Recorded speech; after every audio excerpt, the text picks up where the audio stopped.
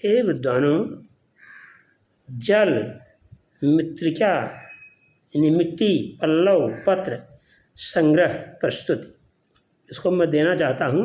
श्रीमद् वाल्मीकि रामायण और श्री रामचरितमानस के अनुसार श्री राम राज्याभिषेक स्थापना दिवस समारोह संवत 2080 पौष शुक्ल पक्ष द्वादशी सोमवार, तदनुसार दिनांक 22/1/2024 ईस्वी को समय 12:20 पर होने वाले समारोह में मैं अधोलिखित जल, मिट्टी, पल्लव प्रस्तुत करूँगा। पहला है गंगा जमुना संगम का जल अलग से एक कलश में वाल्मीकि रामायण लिखा है, अलग से रखा गया था। 5 समुद्र का जल। तीसरा है 503 नदियों का जल। चौथा 28 नदियों के उद्गम का जल। पांचवा है 54 नदियों के संगम का जल। छठा है 23 गंगा नदियों के का जल भारत के। सातवां है 32 कुंडों का जल। आठवां है 17 सरोवर यानी सर का जल, जैसे मानसरोवर, नारायण सरोवर, ऐसे सरोवर। 9 है 9 प्रयाग का जल, हमारे भारत में 9 प्रयाग मैंने देखा। 10 26 कूप का जल।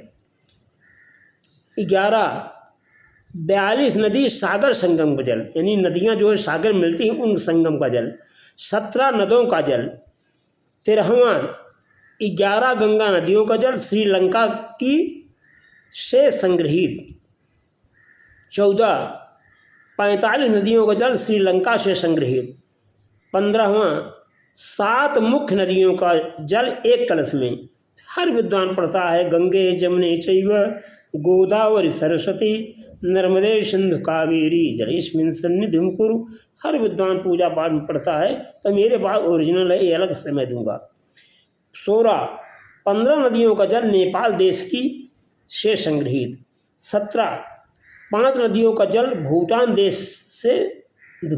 देश की से संग्रहित। 32 कुंडों का जल।